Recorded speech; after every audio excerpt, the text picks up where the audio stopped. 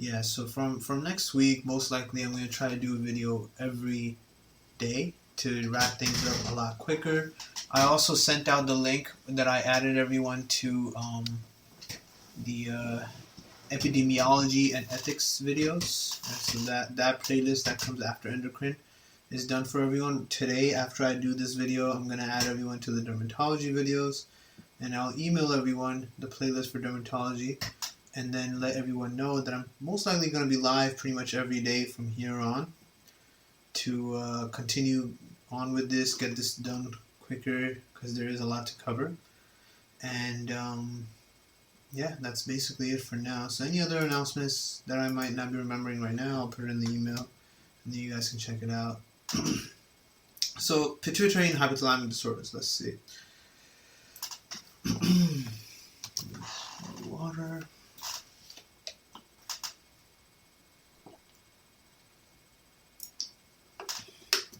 So for the pituitary and hypothalamic disorders, all the things we see here, very high yield, very testable, and everything is from step one, nothing brand new. So you need to make sure you truly understand these conditions very well. I mean, this goes for pretty much everything you see on this page and the rest of the book too. But definitely want to make sure that you understand it well. You should be able to talk about each of these conditions without any hesitation or dilemma. So hypopituitarism, basically not having enough pituitary function, caused by mass lesions, surgery, radiation, Sheehan syndrome, which is an infarction seen in postpartum hemorrhage, apoplexy, which is just straight up hemorrhage but not related to postpartum, hemochromatosis and other infiltrative disorders that can infiltrate your pituitary and destroy it, gonadal and infections. Gonadotropins and growth hormone are often affected first, right? So those are going to be your big guys that get shut down. Here you can see the hypothalamic pituitary axis. We saw most of this yesterday as well from the step 1 book. Here they're doing a pretty good job showing you this set of green arrows here, very high yield. This is stuff we've already covered, right? That if a person is hypothyroid, they're going to have a high TSH. And because they have a high TSH, the only way you could have a high TSH is because you must be making a lot of TRH, and all that TRH also activates prolactin formation. Right? So that was something related to hypothyroid, where untreated hypothyroidism leads to too much prolactin effect, and the prolactin is going to go cause issues with sexual development. And then here you're seeing the GnRH, GHRH, which are related to your gonadotropins and growth hormone. CRH, your corticotropin-releasing hormone for ACTH and Cushing-related symptoms. And then somatostatin is something that keeps things static, stabilizes it. It basically inhibits your TSH and GH function, right? And the somatostatin analog that you're going to continuously keep seeing in terms of medication is octreotide, which you could take to stop effects of excess growth hormone and possibly even effects of excess TSH. The last thing here is dopamine, which is really only mentioned here because dopamine inhibits prolactin, right? And this is only significant because there could be medications people are taking that are dopaminergic medications, and that would stop prolactin activity, right? So prolactin, remember, doesn't really have any good function besides the thing that is in its name, which is prolactation, right? So prolactin is really just key for lactation. Other than that, it doesn't have any good function, because what you'll see in hypothyroid patients, as we were talking about earlier, is that since they do make a lot of prolactin, what prolactin does is it stops GnRH, right? Which is what leads to the lack of sexual function and decreased libido and stuff like that. History in hypopituitarism, well, depending on what part of the pituitary is most affected, they're going to be lacking various symptoms, not just one thing, right? So they're going to have symptoms of possibly both things, lack of gonadotropins and lack of growth hormone, right? Or whatever else isn't working there. See corresponding sections of presentation of pituitary hormone deficiencies may present suddenly or gradually. Measure their 8 a.m. cortisol on at least 2 separate occasions.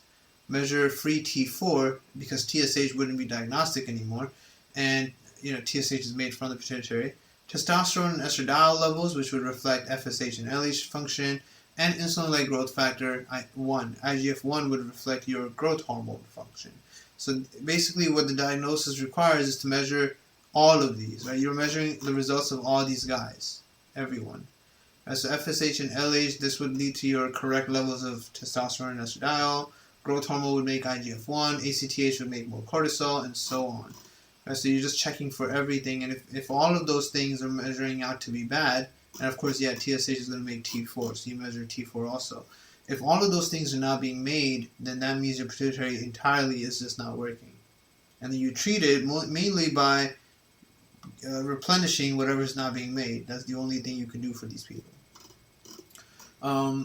Then we have Cushing syndrome. So for that, I'm going to go to step 1. But here, I just want to look at this real quick. So here, there's two things. There's stress, and then there's the circadian rhythm. And this actually gets tested quite a bit.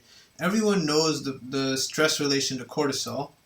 Right? That if you're really, really stressing too much, and you stress for long periods, continuously in a very chronic manner, you're going to make more cortisol. Circadian rhythm is also important for correct, good amounts of cortisol formation, right? Circadian rhythm, sleeping correctly and getting good sleep. All of these are things that were tested in very good ways back in step 1. So let's see what we can find here. I want to find the right questions for those topics.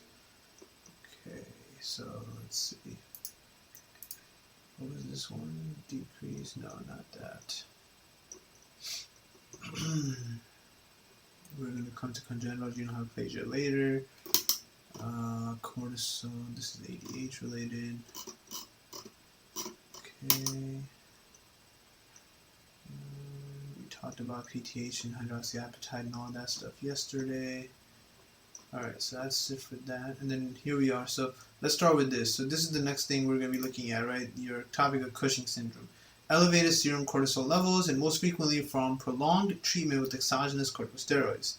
The most common endogenous cause is hypersecretion of ACTH from a pituitary adenoma, which is specifically known as Cushing disease. Other endogenous causes include excess adrenal secretion of cortisol due to bilateral adrenal hyperplasia, an adrenal adenoma, or adrenal cancer, or it could also be due to ectopic ACTH production from lung cancer. But there are others also, like carcinoid tumor, medullary thyroid cancer, and then small cell lung cancer, the most commonly tested on STEP. Right, so that's what we're going to be looking at. Diagnosis follows a stepwise progression of tests, and that's what you have to get very good at. And treatment, well, if it's an exogenous issue, then gradually withdraw and stop the glucocorticoid. Right? When you ever get prescribed prednisone, it says it on the box. Take 1 the first week, take 2 the second week, take 3 the fourth week, take 4 the fifth week, and then you work downwards. On week 6, you take 3, week 7, you take 2, and then week 8, you would just take 1, and then you're done. So it's like a good 2-month course. When you're prescribed prednisone, it's a 2-month course where you take more every other week until you take the max dose, and then you come back down to taking lesser every week. And if you ever suddenly just stop taking prednisone, that just puts your body into a shock period where you're just like, what happened, and everything gets messed up. If it's an endogenous issue, then you just have to figure out which endogenous issue it is and resolve that. Right? That's basically all you could really do. So here they have this entire big, breakdown of how you're supposed to figure out and diagnose someone has Cushing syndrome. This has actually always been something that was very intimidating and confusing for students, even from here. Right? And it was very, very confusing for a lot of students that I've worked with. And then comparing that to this one also ends up being extremely confusing. So let's actually look at it here first, because this is stuff you've already got down if you're taking your CK soon, and you might have forgotten it. So let's take a look. First thing you do, if you suspect that someone has Cushing syndrome, either because they look like this or they have some of these new symptoms, right? Hypertension, weight gain, moon facies, truncal obesity out of nowhere, hirsutism, osteoporosis, even though they're not menopausal yet, hyperglycemia due to insulin resistance out of nowhere, all of these weird issues popping up all of a sudden, you start thinking maybe they have Cushing. So now what do? Well, the first thing you can do is check for their 24-hour urine-free cortisol. Okay, 24-hour urine-free cortisol, because if they are making too much ACTH, remember, what are you thinking is wrong? You're thinking that ACTH is too high. This is what you're thinking. right? Because this person has Cushing, so something is wrong, and either ACTH is too high, or for sure, no matter what, cortisol is too high, which is the basis of the disease. Right? So one of these things is too high. So when you check their urine, cortisol would be in the urine, no matter what time of the day you check it. Right? If it's too much cortisol in their body, it's all going to show up in the urine. You could also check for late night salivary cortisol. So this table here explains that, but you don't really need that. Think about when you're supposed to release cortisol. You release cortisol when you're stressed, right? So take a look at the red line, right? This is right here at 6 a.m. Right at 6 a.m. it starts peaking up because your alarm is about to ring maybe at 7 a.m. At 7 a.m. when your alarm rings, you get very, very stressed out. You start getting ready, you start changing, and then you show up to work, and you're at the maximum stress right when you get to work, because now that you got there, you have a lot of things to do, you have people to talk to, all kinds of things happening. Right? So in the morning, it's normal for stress to be high, and that's why it's normal for cortisol to be high. You go through your day, and then you take lunch, and right when you're taking lunch, like around 12, your stress levels slowly start going down because you're like, all right, man, almost done with the day. Right? Talking about like somebody who might have a regular 9 to 5 job. And then after that, you keep going with the rest of your job day, work is finishing up, you start going home, and now you can see how, it's coming back to baseline, right? It's coming back to baseline. By 3 p.m. it's back to baseline, you're done with your day. You then go through the evening, and then now at 9 p.m., when you're getting ready for bedtime, you go to sleep, stress levels go back down. And then you see how there's another second rise here in a normal individual. This is happening like around 3 a.m. This is because circadian rhythm is related to cortisol release overnight. But, it's not going to hit the peak until, again, the next day, 9 a.m. So at nighttime from basically 6 p.m. to, 3 a.m. over here, at nighttime, or more specifically actually, because it's called midnight, from 6 p.m. to 12 a.m., right, it's very, very low. This period right here, super low cortisol level in a normal individual. So at night, because you have no stress, cortisol levels should be pretty low, which you can see. But in Cushing, it's always super high cortisol levels. So for that person at late night salivary cortisol, it would be super high. Okay, and then the other thing you could do is do a low dose suppression, low dose dexamethasone suppression. And almost all students tend to not really understand how that works. What is a low dose dexamethasone suppression test? Well, dexamethasone, and almost any other sone medication that's spelled in that manner, is like prednisone, for example, is more cortisol, right? So when you give someone who has high cortisol more exogenous cortisol, what should happen is there should be a suppression of ACTH. ACTH should get suppressed, right? It's just like when you have too much thyroid hormone, you stop making a lot of TSH. When you have too much of any hormone, you stop making the other guy that was above that hormone. That's the negative feedback method of stuff. So you can do any one of these 3 different things and then measure ACTH. So let's say we did the low dose dexamethasone suppression test, right? Because of course, if we're assuming our patient has Cushing, okay? Our patient has Cushing. You do the 24-hour urine-free cortisol, it's going to be high. You do the late night salivary cortisol, it's going to be high. So forget those 2 tests. Let's just keep it harder because those 2 tests are easy. Let's say we do the low dose dexamethasone suppression test. Gave my patient low dose dexamethasone, they took it, they came back the next day. Now I measured their ACTH. And when I measured their ACTH, it turns out that their ACTH actually is suppressed. This means that the ACTH is actually working fine, and it is reacting to and responding to whatever the feedback mechanism of things is. Okay? So now that means that this must be an ACTH-independent Cushing syndrome. Right? Because in this person, what I'm going to see over here in this scenario is that they're going to have a low ACTH. That means that the ACTH isn't the main culprit. It's not that the ACTH is what caused this person to have Cushing. Right? So they have Cushing because somewhere, either they're making ectopic ACTH, which is in the lungs or something, and that wouldn't follow the negative feedback mechanism, or they're making too much cortisol somehow, or they're eating cortisol. These are the only 3 case scenarios, right? But if ACTH is low, the only real scenario that could possibly occur is these two right here.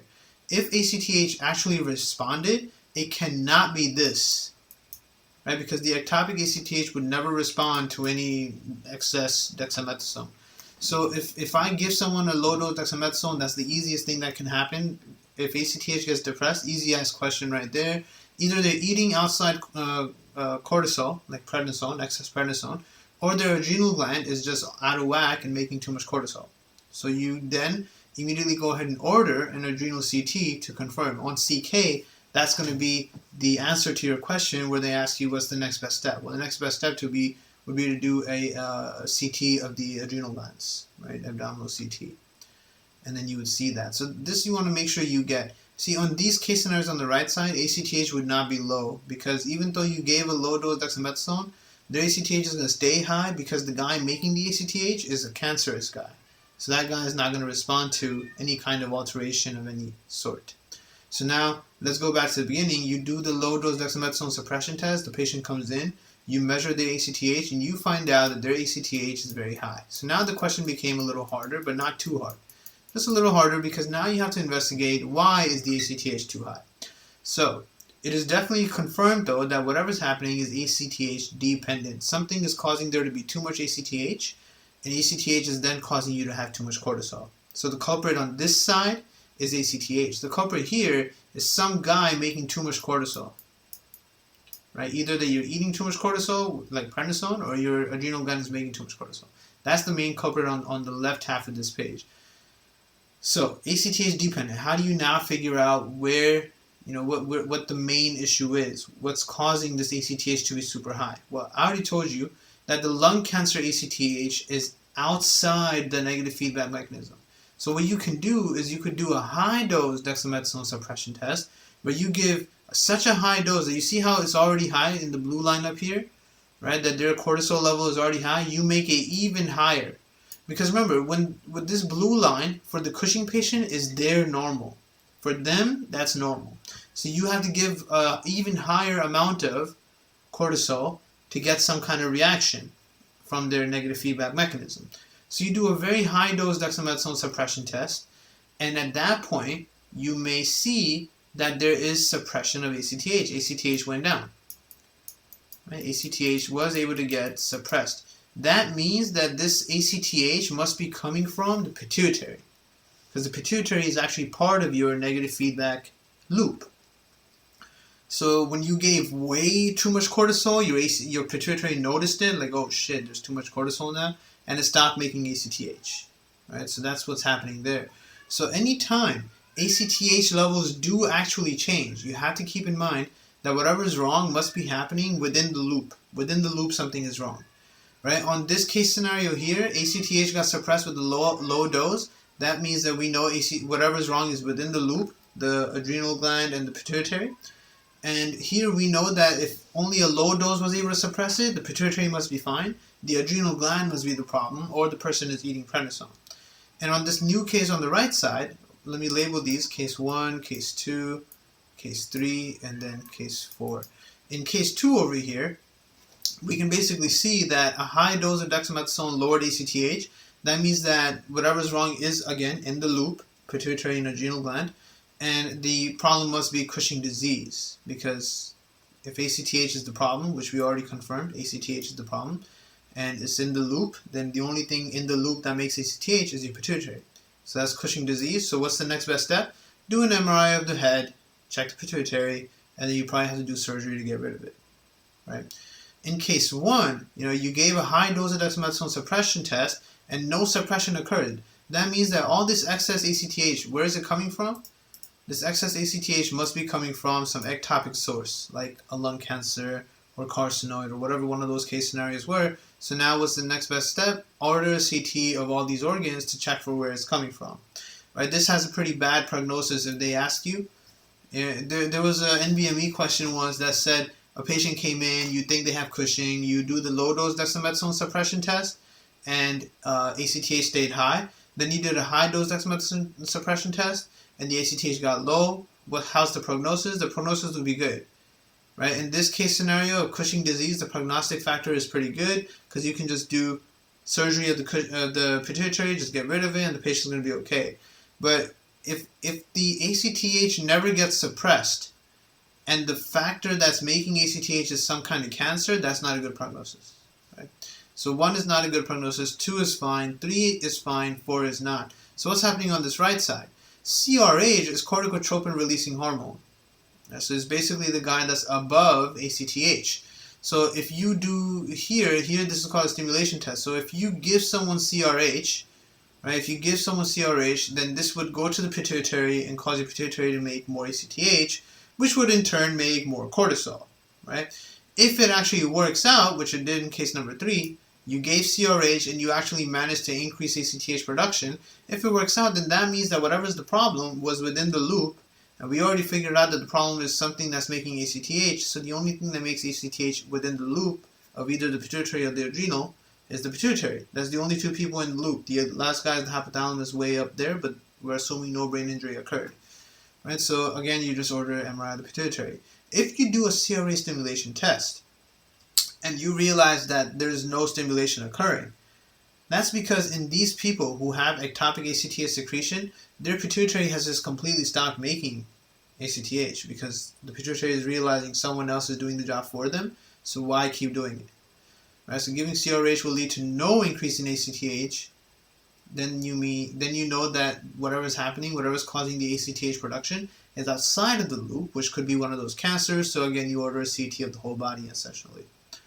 Right, so that's what happens here in diagnosing Cushing. Right, so that's what you're seeing here. Clinical suspicion has to be the first thing. You think they have it because they might have this Cushingoid habitus, along with all these other possible symptoms. You perform one of these 3 different things you could do. Right, but on your test is going to be the low-dose dexamethasone suppression test, because if you do any of the other tests, checking their urine cortisol, checking their midnight cortisol levels, both of those are going to be high. So that's going to be too obvious. So you do the low-dose dexamethasone suppression test, and you notice that there is suppression. That means that it's not a Cushing syndrome. That means that whatever's wrong with them is one of these things. ACTH-independent Cushing syndrome.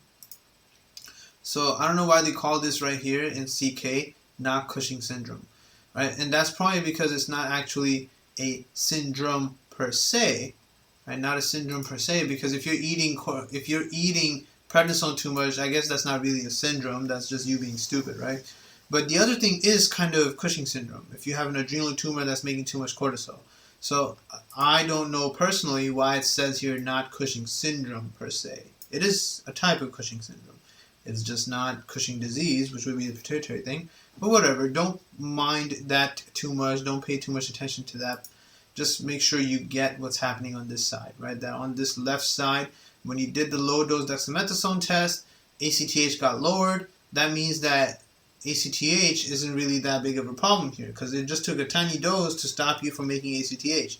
That means you must be making a small amount of ACTH, right? So clearly the problem is not Cushing disease, right? Maybe that's what they meant to write. It's a typo, not Cushing disease.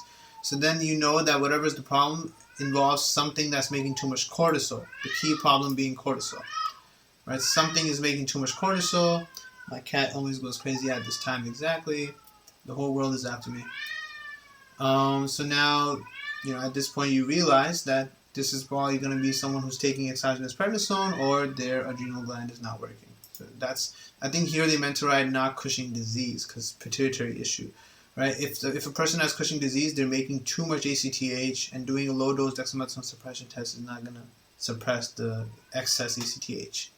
So then they go on to tell you the same thing again, no suppression by 1 milligram dexamethasone, and you know that their urinary free cortisol is high, then there probably is some kind of Cushing problem. Now you measure their ACTH. You then go ahead and do all the same things we just saw, right? And after doing all of that, you realize that, either the problem is going to be the adrenal tumor or an ACTH-dependent Cushing syndrome, right? And Cushing syndrome here, now you go on to do the MRI of the pituitary, and you realize that, there is definitely something in the pituitary, so that's pretty easy. That's Cushing disease. You get rid of the pituitary, you're done, right? You're done here. The patient's going to be okay. You get rid of their pituitary, they're going to be done. However, if their pituitary does not have any lesions, well, now there's going to be some kind of a problem, because now you're going to be at risk of, here's another typo, it says ecotopic when they meant to write ectopic. But if it's not Cushing disease, it's something ACTH dependent, then the only other place ACTH could be coming from is a lung cancer or something else. Right, so that's all the stuff they're laying out for you right here. I feel like the table that they have here was trying to do a pretty good job showing you a little more of a breakdown of doing the MRI and the CT and whatnot. But the step 1 table is definitely more accurate and complete. This is a little weird. This question here is pretty straightforward, but for some reason a lot went wrong here. Look, the correct answer, only 30% of people picked it. 40% of people chose another answer and 15% chose another answer. So basically 55% of people chose 2 wrong answers. So let's see why. What happened here? Because clearly, there really shouldn't be too much space for mistakes, but something was definitely off in these people's minds. They couldn't remember something. A 31-year-old woman comes to the office due to a 15-pound weight gain over the last few months. She has been unable to lose weight despite rigorous dieting and regular exercise. She has also experienced weakness and cannot lift weights that she was able to lift before the onset of her symptoms. So, a couple weird symptoms, right? Her menstrual periods have been irregular for the last few months, and she has had increasing anxiety and insomnia, for which she has started seeing a clinical psychologist. Medical history is unremarkable. She drinks wine only on rare occasions and quit smoking 7 years ago after a 5-pack year history, which means that for 5 years she was smoking a pack a day. So that's not so extensive, that's not so bad. On exam, her blood pressure is pretty fucking high, right? 160/100, pulse is 88 and regular. Neurologic exam shows proximal muscle weakness. Dark terminal hair is present on the lower abdomen, which is kind of sort of like hirsutism. And then they do fasting labs, and fasting labs will show glucose at 130, sodium, potassium, chloride. They're all pretty much okay, right? Calcium, TSH. What is the best next step in evaluating her condition? What do you do next? So again, since Cushing was always a huge topic in step 1 already, right? It was a huge topic in step 1 already. So many ways to ask questions on it. Now it becomes a huge topic in CK, because in CK, this concept of what's the next best step is huge, because there's a lot of steps here, right? Like I could get you started off anywhere here in this diagram. I could get you started off like right here, and then ask you what's the next best step. So then you would have to pick either this or this as an answer choice, right? And so on. So what they want to know is what's the next best step. So let's see what people picked. The correct answer was do an overnight low-dose dexamethasone suppression test. Super easy, clearly correct answer choice. But 40% of people chose do an early morning cortisol level test. And then the other 15% people chose check for serum ACTH level. No. Both are, well, the second one that 40% of people picked is completely wrong. Why would you check early morning cortisol? Early morning cortisol is even high in a normal individual, as we discussed, right? And I gave you guys the story of why it's like this, so you can always remember it. Cortisol is high when you're usually in stress. You are in stress during your work day, when you get to work, 9 a.m. Your cortisol levels are lowest in midnight, when you get to bed. Because what stress do you have when you're, in bed, in a regular, everyday, healthy person? Right? The lowest amounts of stress are at midnight. So the correct answer would be to check for midnight salivary cortisol, but not morning cortisol level. Right? Not morning cortisol level. So for these 40% of people, missed the mark completely there. And then checking ACTH is actually not the first step. The first step is one of these 3 things. Right? This is the first thing you do, one of these 3 things. So the correct answer was just to do a low-dose dexamethasone suppression test, after which you measure serum ACTH.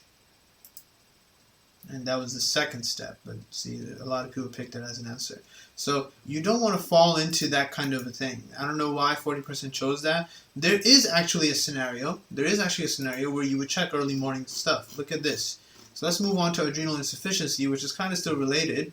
Here, the problem is that you don't have adrenal glands. Inability of adrenal glands to make the 2 main guys. Remember, adrenal insufficiency is very different from congenital adrenal hyperplasia. Congenital adrenal hyperplasia makes too much of either mineralocorticoids or sex hormones, and cortisol is not made there. In adrenal insufficiency, you cannot make glucocorticoids or mineralocorticoids like aldosterone and cortisol. But here we don't care for sex hormone formation. Always remember that. In adrenal insufficiency, of course, the production of sex hormones that are made in the adrenal gland, right? But they're not going to work. They're not going to be made in the reticular sex area. But it doesn't matter because this is an adult. Adults make their sex hormones in their gonads. So that's where the majority of it already comes from. That's not going to impact them. So that's one thing to always keep in mind. Now, what's the issue here? Well, we see that this person will not make cortisol and will not make aldosterone. So what's the first thing you do? You check their morning cortisol. Because in the morning, in a normal individual, cortisol will be very, very high. If this person has a very low cortisol level in the morning, that means that their adrenal gland is not working. They're not making cortisol. So you see, and then after that, you could do an ACTH stimulation test where you give ACTH, which should cause cortisol levels to go up if the adrenal gland is working, but it won't because their adrenal gland is not working. Right? After that, you start doing different tests to see why is ACTH not working. Is there a problem with one enzyme? Is there a problem with something else that's not allowing the adrenal gland to work, and so on and so on. So this isn't so complex, but it's worth making sure you know what it is. Right? You want to make sure you don't get confused with these things, because these answer choices will also be there in Cushing questions. These answer choices, right? You want to make sure you know what this meteropone stimulation test is. Meteropone actually stops the conversion of 11-deoxycortisol to cortisol. So why does that matter? Well, you don't see the 11-deoxycortisol here, but you'll see it when you get to this table, the adrenal hyperplasia one. Right? Your 11-deoxycortisol is right here in your glucocorticoid layer. Okay? So if you give somebody meteropone, you stop this from happening. So these people will not be able to make cortisol. So then what do you expect? Well, if we go back to our page, right, if you do that, then the normal response is that the person should start making more ACTH in attempts of making more 11-deoxycortisol, which will then become cortisol. Right? So you see that high ACTH, increase in more 11-deoxycortisol. That will be the normal response. But if that doesn't happen, then you'll figure out why the problem of adrenal insufficiency is occurring. Either their own adrenal gland is just not working because clearly ACTH was made, or their pituitary is not working and they can't even make ACTH. Right? So that's your secondary or tertiary adrenal insufficiency, and so on. Right? So this is not so bad at all. Cushing is a little more complex, but definitely want to make sure you know this stuff. The coolest thing that I was able to put together for myself was this memorization tool. This thing, because you see the bolded words here, very high yield.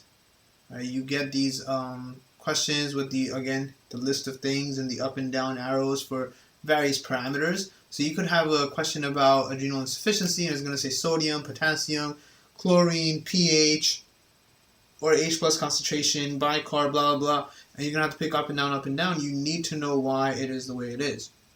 So we're going to get there pretty soon, but let's look at it while we're here, because it's a pretty high yield thing. So in adrenal insufficiency, what occurs? So you need to be able to derive this information from your mind through sheer logic, but to have that logic, you need to have the knowledge that comes before that. So this is where that knowledge is going to be basically mentioned right now. So in summary, these people don't make aldosterone, right? They cannot make aldosterone because they don't have that part of their adrenal gland.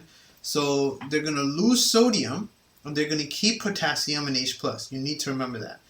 There's a sodium-potassium pump. If it's not working, this is what's going to happen there. So you're going to end up losing all the sodium because aldosterone was supposed to retain the sodium. You lost it. Since you end up losing all the sodium-potassium pump won't work, and you're going to keep all the potassium, and you're going to keep H+. The reason you're going to keep H+ is because you lost one positive guy, which is sodium, so you have to retain the other positive guy, which is H+.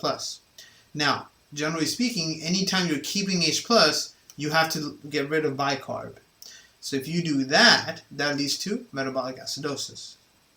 Continuing on, if you're trying to get rid of bicarb in your kidney, there's a basolateral bicarb chloride exchanger in the PCT.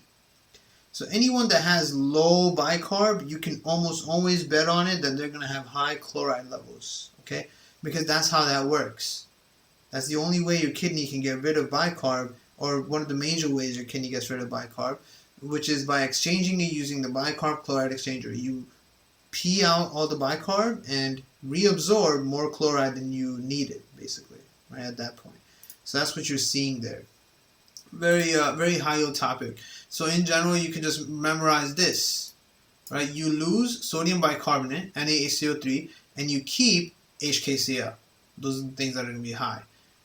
Right? That's what happens to these people because they don't have aldosterone.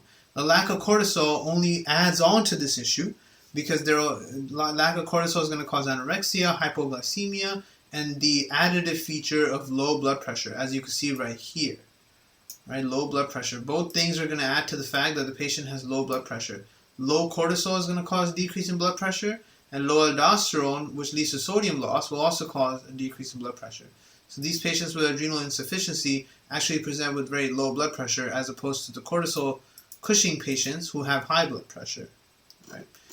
And we're going to have to make sure we know all of these, adrenal deficiency and all these things, and hyperaldosteronism, which is the opposite case scenario, metabolic alkalosis. Here's the logical aspect of it. But here the logic has a very interesting pathophysiology with the concept of the aldosterone escape mechanism, which I'm mentioning down here.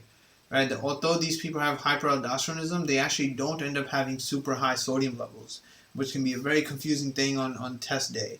Because you're going to see the lab serum levels and stuff, the serum labs, and their sodium, you would expect it to be very high so that you could pick hyperaldosteronism as an answer.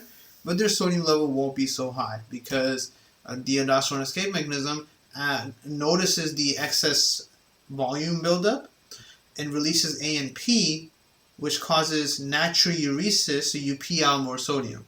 So that's why these people with hyperaldosteronism actually, generally speaking, will have a worsening of edema. Right? Generally speaking, they will not have edema, not directly cause edema. They're not going to have edema because they actually got rid of all their sodium. The thing that's written here is that secondary causes of hyperaldosteronism, like heart failure, can actually impair the aldosterone escape mechanism and worsen edema. Right? If a person has heart failure, their ANP release is already messed up, and then now they can't do anything about the excess sodium levels, so they're going to have really bad edema. Twofold the edema, because even heart failure causes edema. Right? So that's what they're talking about in this second sentence right there. So technicality stuff, but nothing that's too far-fetched to understand. So here, this table is just basic up and down arrows, nothing too intense. It should all generally make sense, and theoretically speaking, you should be able to sit there and reproduce this table for yourself just to see that you were able to run through the logical story there. So you should do this someday when you're, it's an active form of studying. You don't get bored doing it. It's nice and interactive, and you get to think critically yourself. Put this on the top, these case scenarios, put these parameters on the left, and then fill in the arrows and talk to yourself about why. Why is certain things high and certain things low in these different scenarios, and then it'll stick to you a lot better at that point. So now let's take a look at what happened in this question where 40% of people chose the right answer and then 40% of people chose two different wrong answers, 20% each. What happened there? So a 66-year-old man comes to the office with nausea, loss of appetite, fatigue, and marked weakness. Medical history is significant for hypertension treated with amlodipine. Okay. He also has PMR, polymyalgia rheumatica, for which he was prescribed daily prednisone 12 months ago, but he stopped taking it 7 days ago because he was unhappy with the associated weight gain. Okay, every patient likes to be their own doctor, but when it comes to prednisone, you have to tell the patient that they cannot stop taking the medication and they need to fulfill the entire course exactly as written in the prescription. Otherwise, they will suffer worse consequences. Right? This person clearly, abruptly stopped taking prednisone. He was prescribed daily prednisone 12 months ago, and he suddenly just stopped taking it because he had weight gain. So that weight gain is a normal side effect that you have to warn patients for, and then let them know that don't stop taking the medication. Temperature is 98, blood pressure is lower without orthostatic changes, pulse is 100, which is on a tachycardia side, respiratory rate is 18. His face is round and plethoric, and there is excessive supraclavicular fat deposition, so we're kind of describing moon faces things. Lab results show sodium 131, potassium 44.3, chloride 96, bicarb 24, BUN 10, creatinine 0.9, calcium 9.6, glucose 71. Generally speaking, most of these things are pretty normal. Right? When you get a patient with adrenal insufficiency, you're going to see that these are not going to be normal, and their bicarb level will be messed up because adrenal insufficiency was the one that had the metabolic acidosis, where they lost their bicarb and retained more chloride.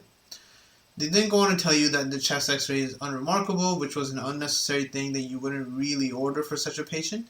What biochemical abnormalities are most likely to be present? Well, he just randomly stopped taking prednisone. Right? This is actually not one of the case scenarios here, is it? Oh yeah, this one, exogenous steroid use, but not exogenous steroid use, discontinuation of exogenous steroid use. That's a whole different scenario. What happens? Well, the patient is going to have low ACTH and low cortisol, right? Because they were taking prednisone every day. That was actually how they were making cortisol. That was their cortisol. They were eating cortisol every day, one tablet. And because that was happening, he was making just the right amount of minuscule ACTH from the pituitary. When you suddenly stop taking the prednisone, even though since your adrenal gland wasn't really working to make all that cortisol, you were eating it. Now your brain might try releasing some ACTH, and your adrenal gland is not really going to respond to it. There's going to be a messing up of the entire loop. The feedback mechanism is going to get messed up, and everything ends up being low. You're going to have low ACTH, you're going to have low cortisol, all the places, everything is going to be destroyed. Okay, that's what happens when you suddenly stop exogenous steroid use. Here they're showing what happens when you take your exogenous steroid regularly, correctly. But what happens when you suddenly stop taking it? That's what happens. Low ACTH and low cortisol. Other people chose different answer choices that weren't really very fitting.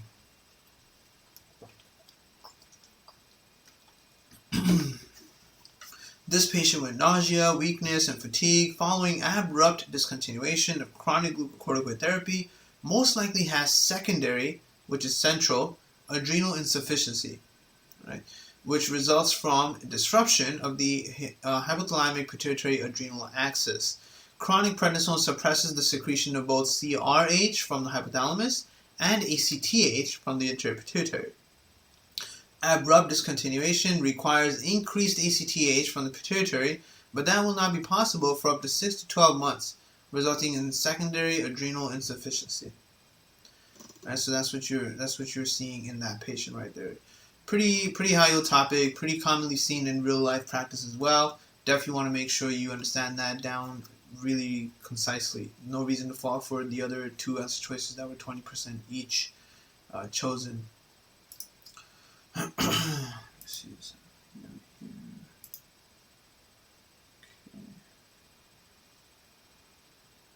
Alright, now next topic, acromegaly. So this one's related to growth hormone. Now most questions you get about growth hormone are also going to be very high yield topics for IGF-1. Definitely want to make sure you know your IGF-1 connection very, very well. So let's take a look at where it is discussed. Right here. Okay. That's a growth hormone. It stimulates linear growth and muscle mass through IGF-1, also known as somatomedin C, secretion by the liver. Right, so your liver has to be the guy right here. Right, your liver has to be the guy that makes IGF-1. IGF-1 is the guy that goes and does the symptoms you see from growth hormone. Okay, this thing is released in pulses in response to growth hormone releasing hormone. Secretion increases during exercise, deep sleep, puberty, and hypoglycemia. One of the key things being hypoglycemia. And secretion is inhibited by glucose, somatostatin, and somatomedin. So this is why having sugary snacks late night in kids is not so good of an idea. I definitely want to make sure you understand that concept. And diabetic kids, right, increased risk of not really growing tall and strong and all these things. Right? So the thing that you need to keep in mind is if you're ever doing any test where you're trying to analyze how much growth hormone function a person has, right? Let's say you need to check how much growth hormone function a person is having, the only thing you can really check for is IGF-1. Because growth hormone is being released in a very pulsatile manner, so it's not really always going to be there. You're not going to find good amounts of it in the blood. You're not really going to find too much of it in the blood at all, actually. So that's why you go ahead and check for IGF-1. So this is going to be a question you want to make sure you pick that correctly. That's what they're showing you right here, right? Lab test, measure IGF-1 levels, right? Confirm the diagnosis with an oral glucose suppression test, because when you give glucose, growth hormone levels will remain elevated despite glucose admission in people with acromegaly. In the normal individual, we just saw that glucose and growth hormone, they don't go well together, right? Baseline growth hormone is not a reliable test, so you don't check for any of that, right? Check for IGF-1. Imaging, you can do an MRI of the brain, and you're going to see a pituitary cellular lesion. That's your acromegaly due to too much growth hormone being secreted. That's it. And not that bad of a problem at all. You just do transsphenoidal surgical resection, get rid of it. You could manage with octreotide or any other tide medication, which are somatostatin analogs. There's this other guy, it's an antagonist, so it ends in ant, pegvisomant. This is a growth hormone receptor antagonist. Again, not exactly the most effective thing, but it's a pretty good thing. Here they're going ahead and further reassuring and reminding you that you need to measure IGF-1 levels.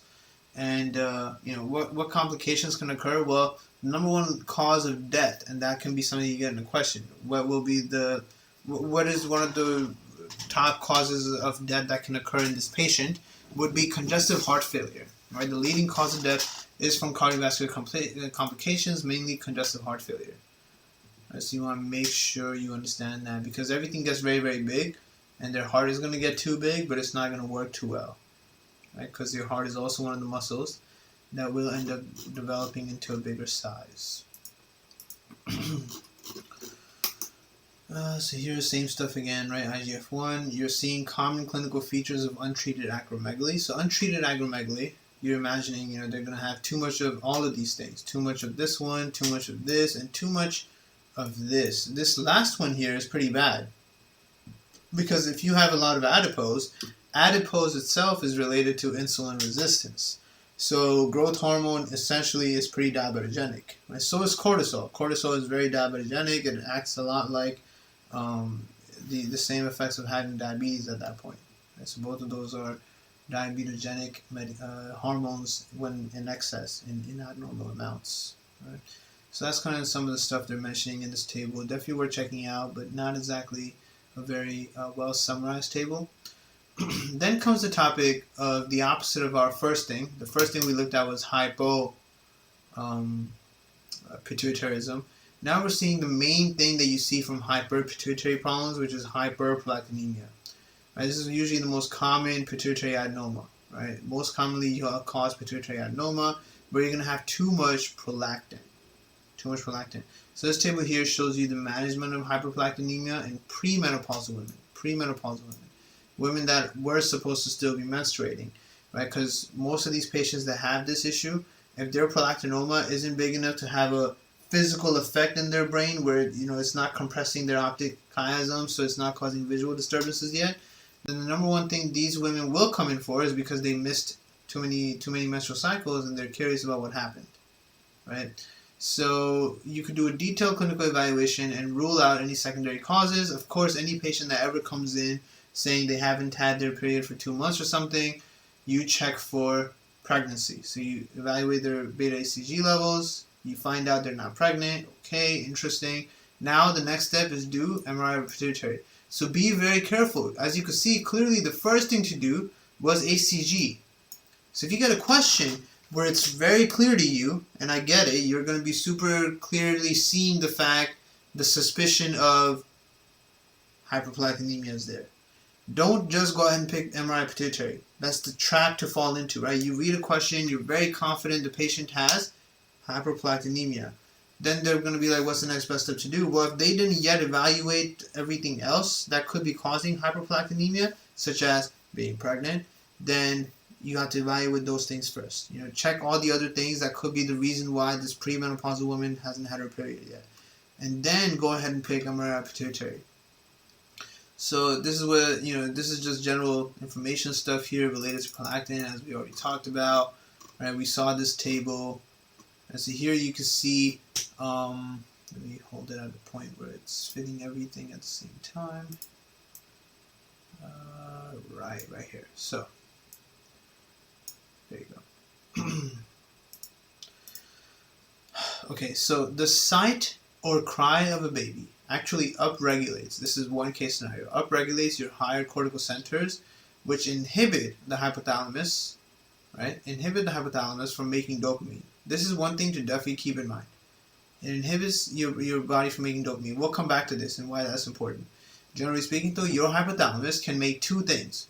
We already talked about this purple side, which is the TRH, right? Your hypothalamus would have to make TRH in any patient who might be hypothyroid, because the TRH is going to go to the anterior pituitary and make TSH, which will then help regulate T3 and T4 levels. If the person is making too much TRH actually also causes you to make more prolactin. The other case scenario is that if your hypothalamus is inhibited, right? You see how sigh or cry of a baby stops your hypothalamus? Then now your hypothalamus was supposed to be making dopamine, it won't make it. Right? Normally, your hypothalamus does make dopamine, and dopamine stops you from making prolactin. Right? So dopamine and prolactin have a very antagonistic relationship. Dopamine stops you from making prolactin.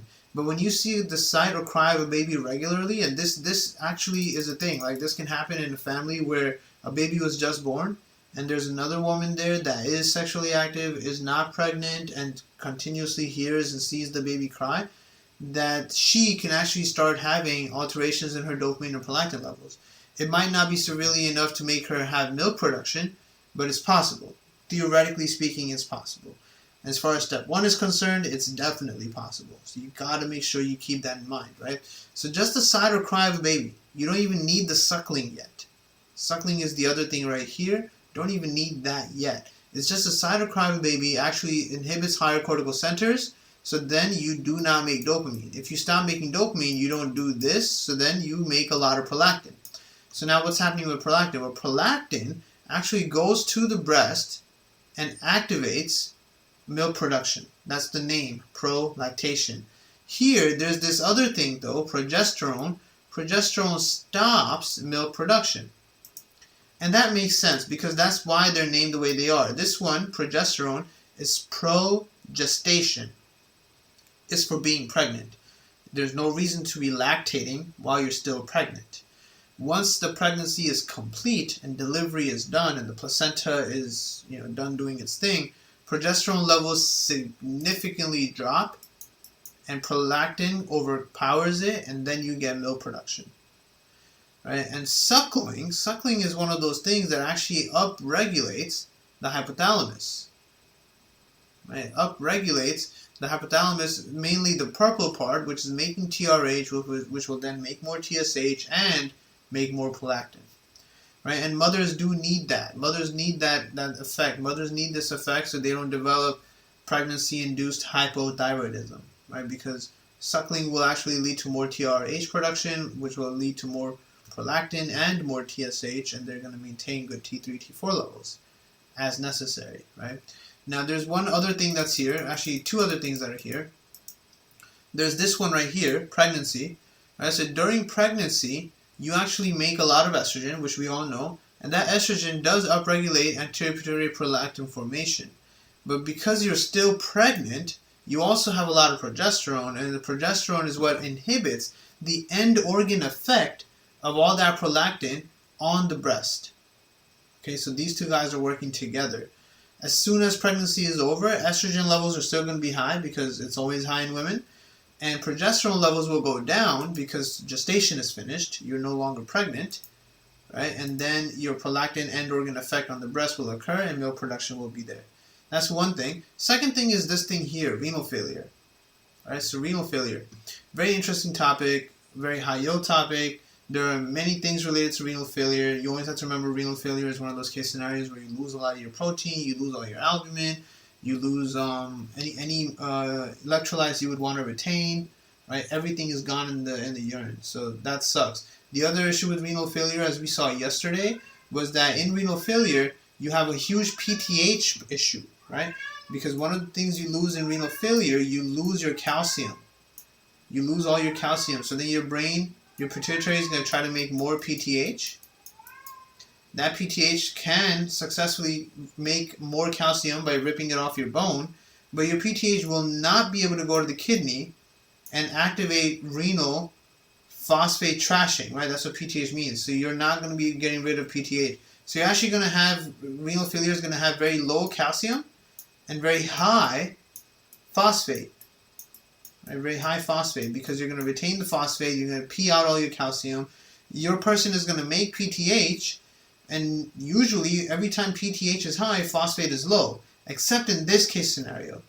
Because the only reason when PTH is high, phosphate gets low, is because PTH is able to go to the kidney and activate the kidney to get rid of phosphate. But if you have kidney failure, that won't occur. So this is one of those lab problems that people always get wrong, right, with the up and down arrows regarding PTH, calcium, and phosphate. And I talked about it in the previous video, the one that I posted yesterday. So this is a high yield topic that a lot of people mess up. And even here we're seeing renal failure. Renal failure in any general individual, another symptom you could see in them is hyperprolactinemia via reduced prolactin elimination. Right?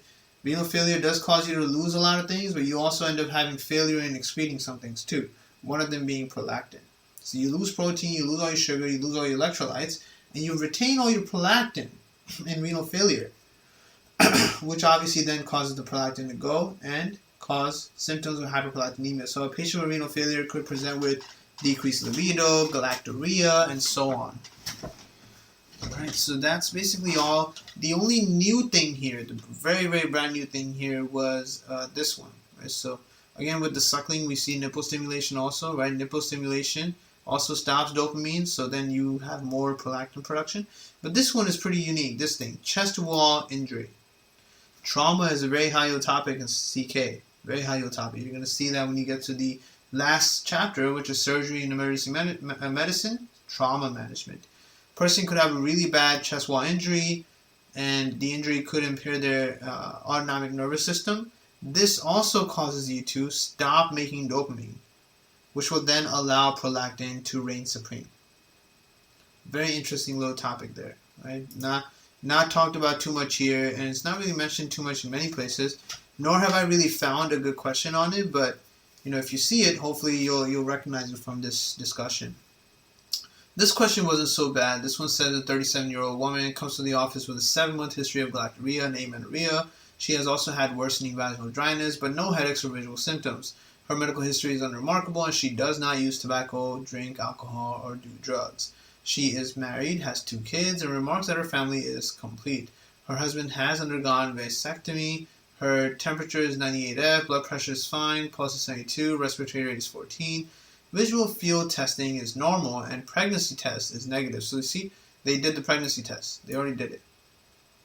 Right? So why is she having galactorrhea and amenorrhea? Well, they made this a little too easy by mentioning the galactorrhea, but this would really just be a question that says the patient has amenorrhea, she's 37, she's definitely not postmenopausal. But of course, being, in this state of habit is not so good, because the vaginal dryness and whatnot are really going to make life not so fun.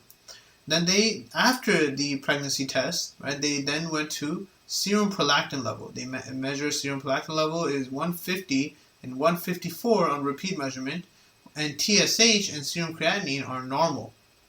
MRI of the pituitary reveals a 6 centimeter hypointense lesion, as shown in this image below.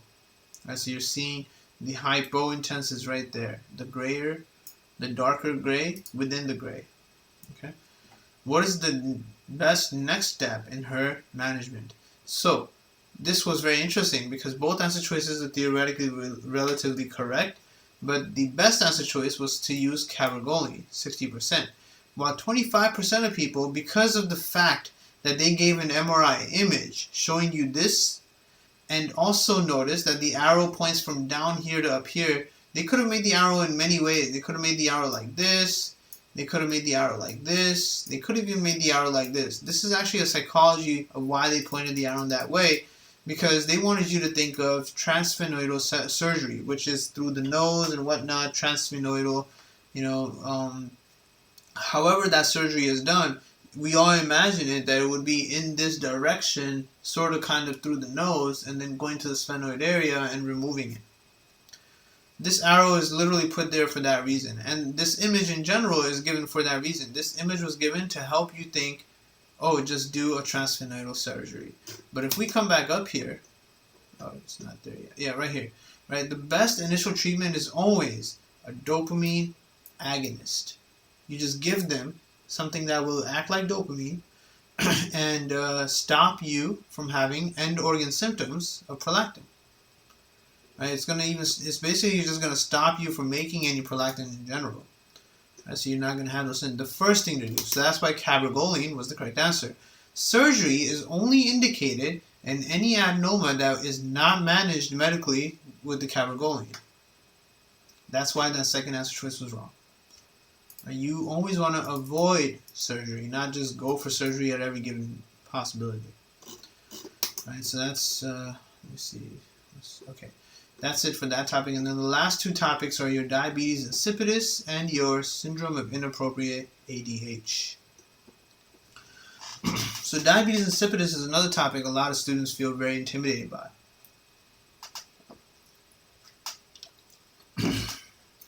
Inability to produce concentrated urine as a result of ADH dysfunction. You do not have correct function of ADH, which is antidiuretic hormone.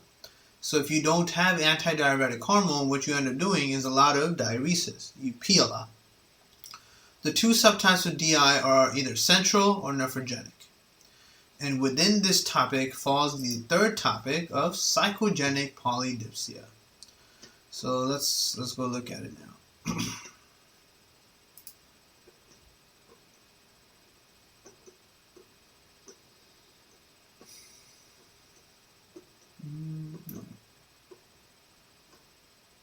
Okay, right here. We'll come back to SIDH, right? So diabetes insipidus. So let me see, it's right here. Okay.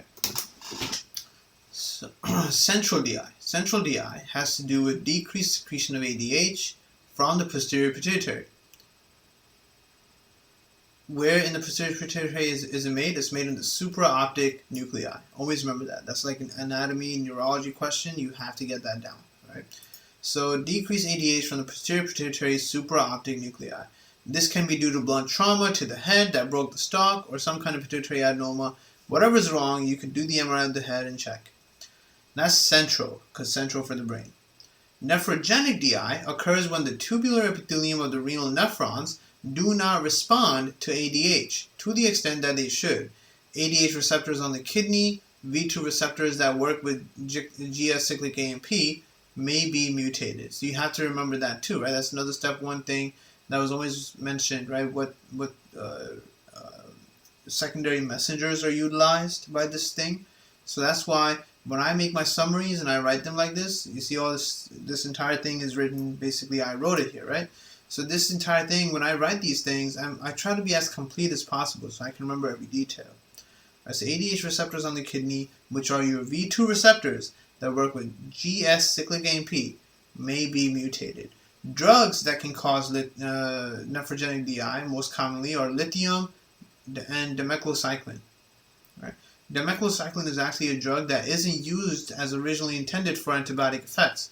It was originally an antibiotic like doxycycline, but now it is good for people with too much ADH, such as the next disease we're going to see, SIADH.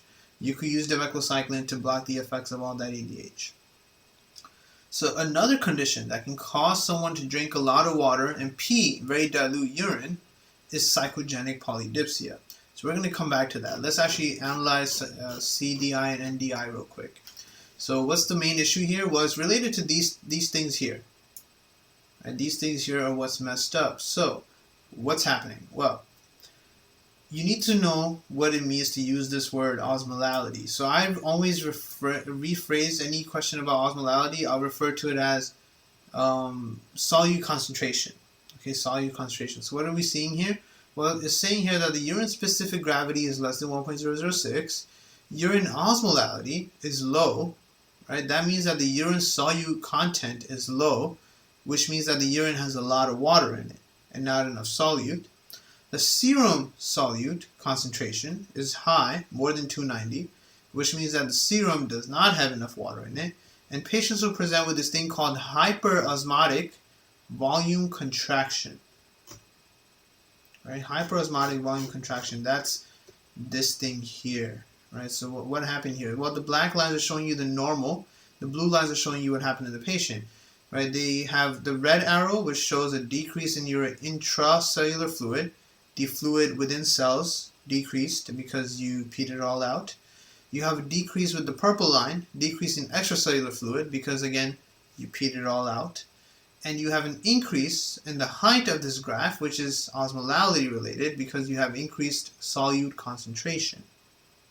Okay, that's all this graph means. This is a Darrow-Yennett diagram. That's what this is called, a Darrow-Yennett diagram. So this Darrow-Yennett diagram from UWorld is the one for DI, diabetes insipidus. Right, so central or nephrogenic, both will present with this issue. Right, this issue. So now how do you differentiate whether it's central or nephrogenic? Well, you basically just give the person an ADH analog, any ADH analog, like desmopressin. So when you give somebody with central DI desmopressin, the central DI guy was unable to make ADH in the brain. So when you gave him ADH, it'll fix things. There will actually be an increase in urine solute concentration after administration of the desmopressin. Why? Because after you gave them desmopressin, ADH kicked in and they stopped urinating water and they started urinating more solute. Right? That's why their urine osmolality will increase. Right? It was very low here because their urine solute concentration was low. Their urine was just full of water. Now their urine solute concentration is going to be higher because they're retaining water thanks to ADH. That means that if the ADH worked, their kidney works fine, they have central DI. In this other case scenario, giving desmopressin will have no effect just because their kidney doesn't work. This person is actually making ADH. Their brain is making ADH, but their kidney is just not responding to it. It's as simple as that. So in the central one, you can just continue using a desmopressin as the treatment. Super easy case to manage, right? You just continue using desmopressin as a treatment, which is your ADH analog because you're unable to make ADH, and stay hydrated. But in this case scenario here, you have to put them on hydrochlorothiazide, indomethacin, or miloride. Always stay hydrated, take dietary salt restriction, avoid any offending agent that can worsen the nephrogenic DI. It's a pretty problematic thing.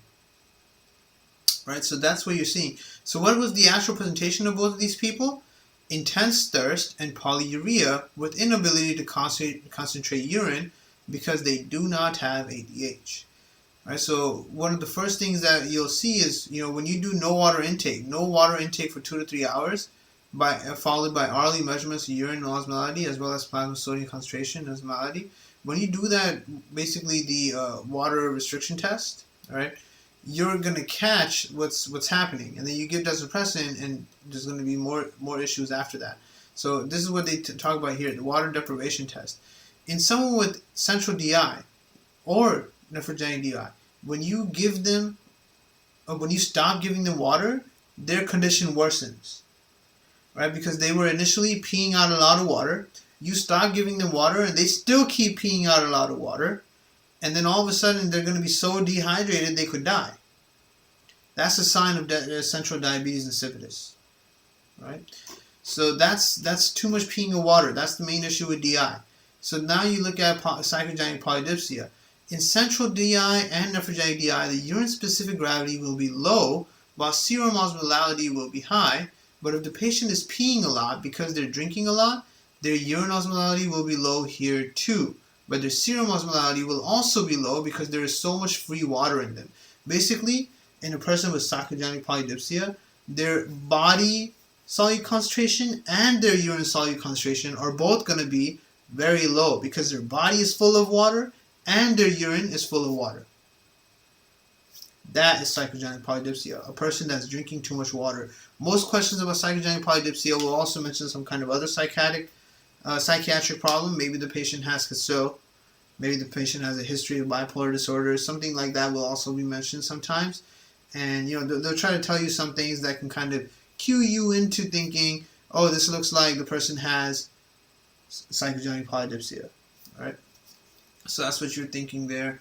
So what's the key thing here? So here, the water restriction test, right? When you do the water restriction test for psychogenic polydipsia, remember with DI, whether it's central or nephrogenic, when you stop giving those people water, they continue to still pee a shit ton.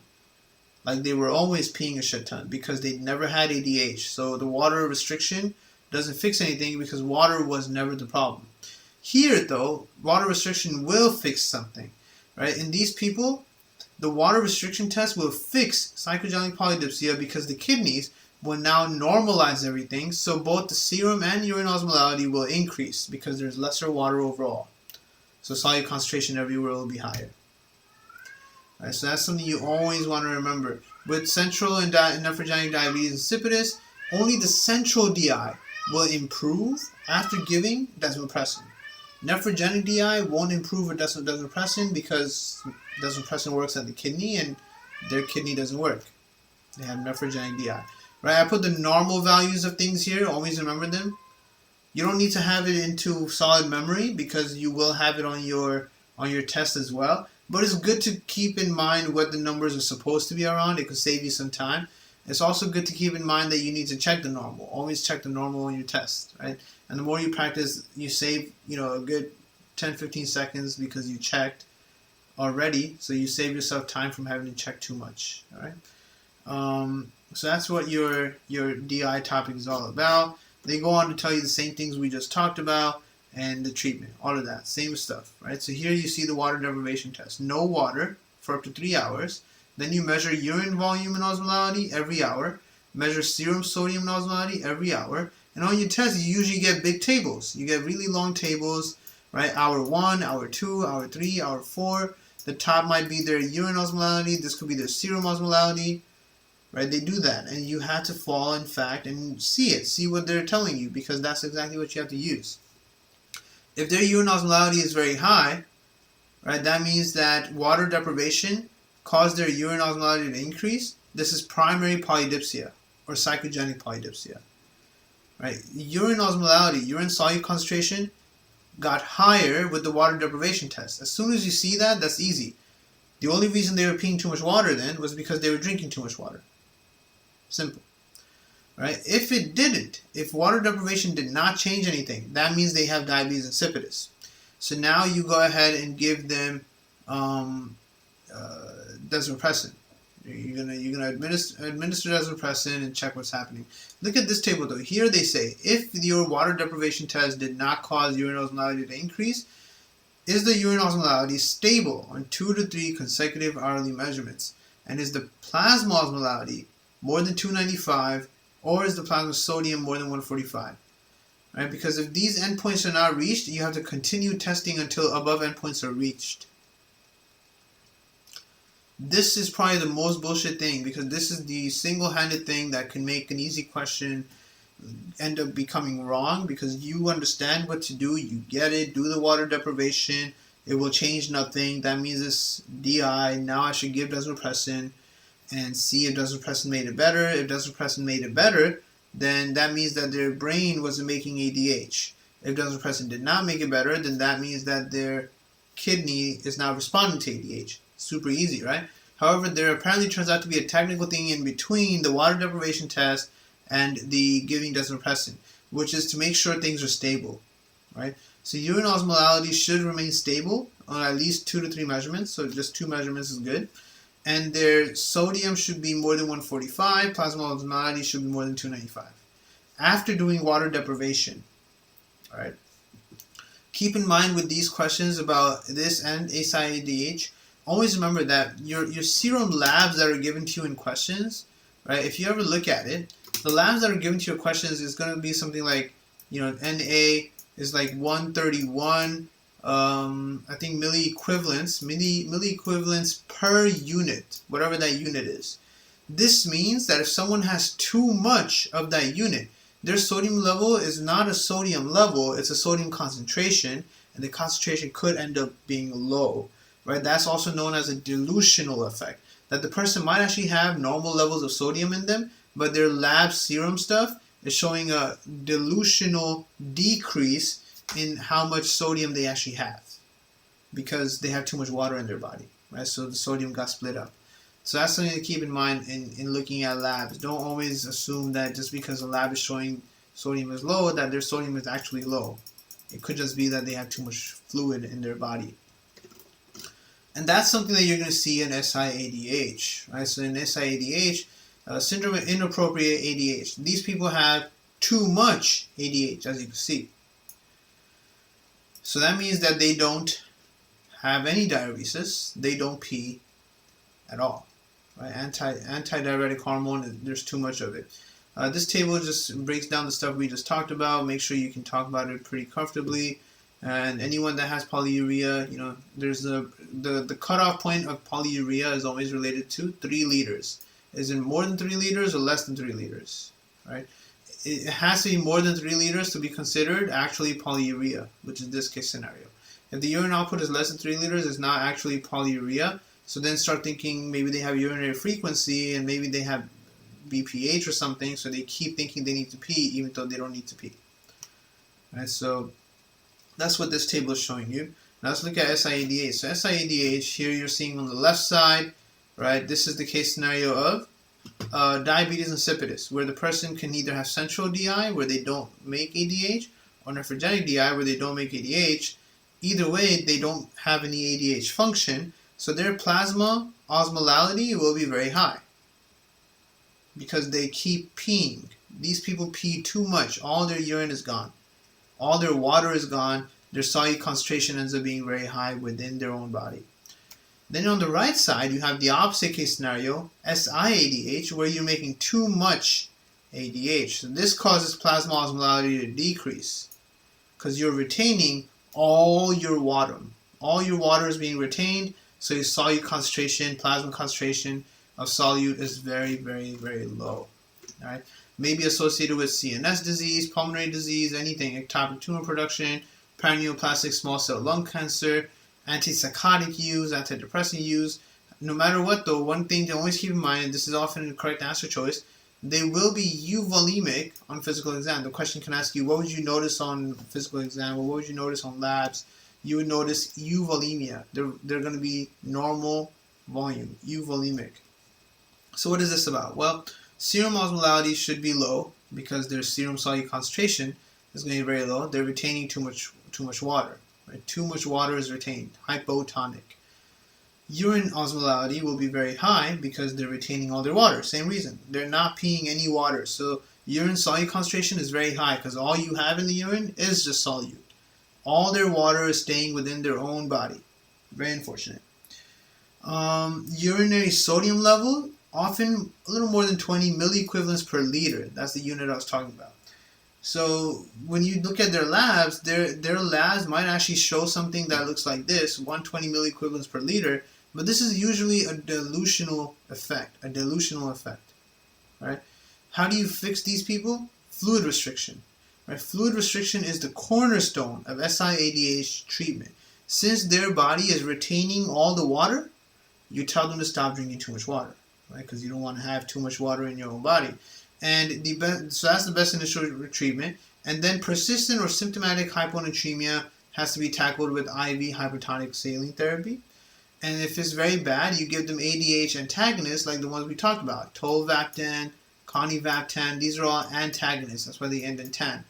Right? And if someone has chronic SIADH, demeclocycline, the other medication we just mentioned earlier, will work. Demeclocycline, in a sense, induces nephrogenic DI, so their kidney will stop responding to ADH.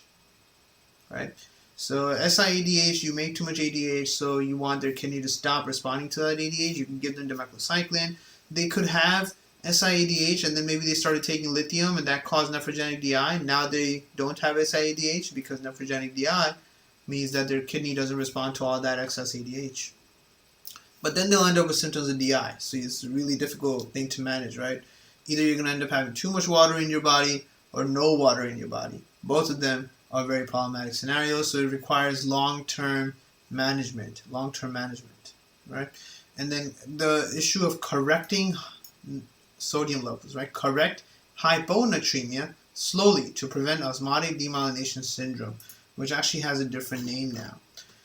So I put this note here because this was actually something in the Step 1 NBME that ended up being a thing in CK exams as well. There was something in another CK UWorld question about this topic as well, right? How to fix sodium levels.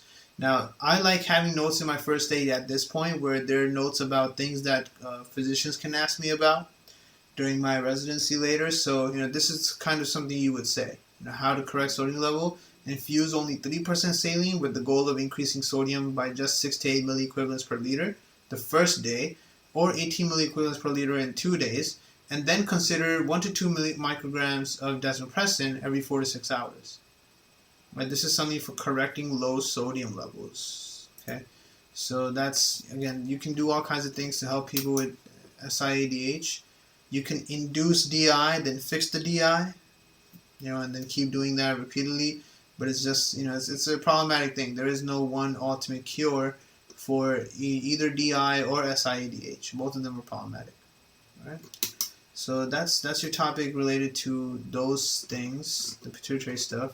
In the next video, we'll go into adrenal gland disorders with your adrenal insufficiency, which we ever so lightly touched upon today. And then what else? Pheochromocytoma, hyperaldosteronism, and the big guys, congenital adrenal hyperplasias. They get a little more intense in CK. And lastly, the men, multiple endocrine neoplasias, and we'll be done with endocrine. All right. So thanks a lot for joining, guys. See you guys next time.